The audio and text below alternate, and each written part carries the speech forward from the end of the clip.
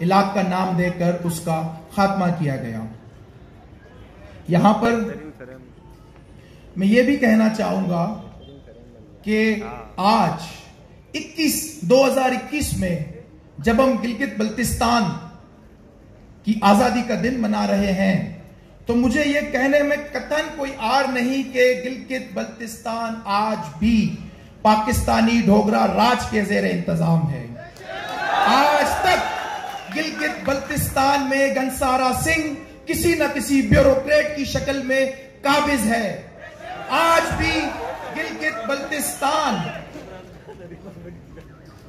वजारत उमूर कश्मीर के ज़ेर एहतमाम है और वजारत उमूर कश्मीर गिलगित बल्तिस्तान के स्याह व सफेद का मालिक बना हुआ है।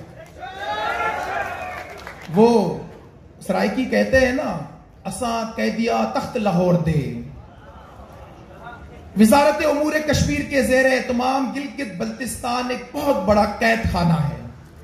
और याद रखिए कि किसी भी कैदी को अपने कैद खाने से मोहब्बत नहीं होती। यह बात हमारे हुक्मरानों को समझनी चाहिए कि कैदी अपने कैद खाने से मोहब्बत नहीं करता।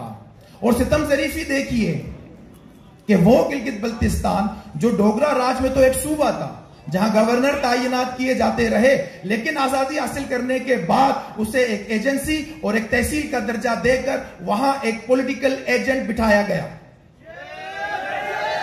सूबे से उसका दर्जा कम करके एक एजेंसी और तहसील की सतह पर ये लाए और आजाद जमहूरिया गिलगित के सदर शाह रईस खान को माजूल करके सिविल सप्लाई का इंस्पेक्टर बना दिया जाता है। फातेह गिलगित कमांडर हसन खान को, जो कि ब्रिटिश आर्मी के एक फुल रैंक कर्नल थे, उन्हें जूनियर कमीशन ऑफिसर बनाया जाता है। जैसा कि मैंने कहा, हम मुंतखब सच बयान करते हैं, हमारा सिलेक्टिव ट्रुथ होता है, हम पूरा सच बयान नहीं करते, तो हमें पूरा सच बोलना चाहिए। ये बातें सामने आनी चाहिए, डिबेट का हिस्सा बननी चाहिए। देखिए, किसी भी इलाके में लोगों के बुनियादी हुकूक का ताल्लुक, बुनियादी इंसानी हुकूक का ताल्लुक आजाद अदलिया से होता है। आजाद अदलिया ही लोगों के फंडामेंटल राइट्स की तहफ्फुज़ की जमानत देती है। गिलगित बल्तिस्तान के लोग न तो किसी हाई कोर्ट के दायरे इख्तियार में आते हैं, न ये लोग सुप्रीम कोर्ट से रुजू कर सकते हैं।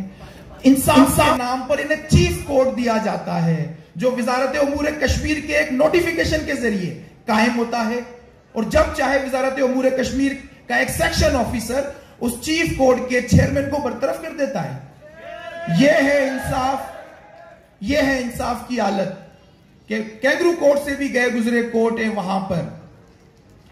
तो यह है सूरत हाल गिलगित बल्तिस्तान की, जो हमारे यहां के लोग, दीगर सूबों से ताल्लुक रखने वाले लोग नहीं समझ सकते, जो कि चीजें हमें बतानी चाहिए। मेरे दोस्त और मेरे साथी जनाब सैयद मिनाज हुसैन मौसवी साहब बार बार मुझे कहते रहे कि मैं जरा कम सच बयान करूं।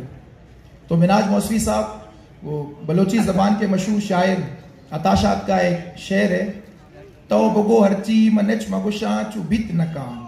तुम सब कुछ कहो, मैं कुछ भी ना कहूं, ये हो नहीं सकता।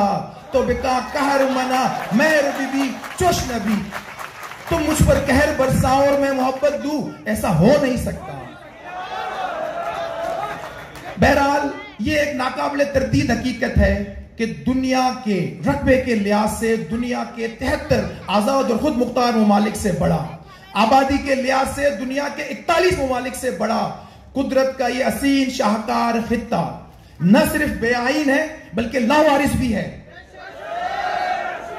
क्योंकि जिस खित्ते जमीन की जब तक कोई आईनी हैसियत ना हो, वहां के लोग किसी भी किस्म की मिल्कियत का दावा कर ही नहीं सकते। फिर वहां पर जिसकी लाठी उसकी बैंस का ही कानून चलता है। और शायद इसी नजरिए के तहत गिलगित बल्तिस्तान की 18,000 मुरब्बा मील जमीन संख्यांक पैक्ट के तहत चाइना को तोहफे में दी गई, क्योंकि उस सरजमीन का कोई वाली वारिस नहीं था, नहीं है। ये जब चाहे चाइना को दे दें, रियासती मफादात की बैंड चढ़ा दे गिलगित बल्तिस्तान की सरजमीन को सो कॉल्ड कौमी मफाद के नाम पर। तो ये वो सच है जो गिलगित बल्तिस्तान के अलावा भी लोगों को पता होनी चाहिए।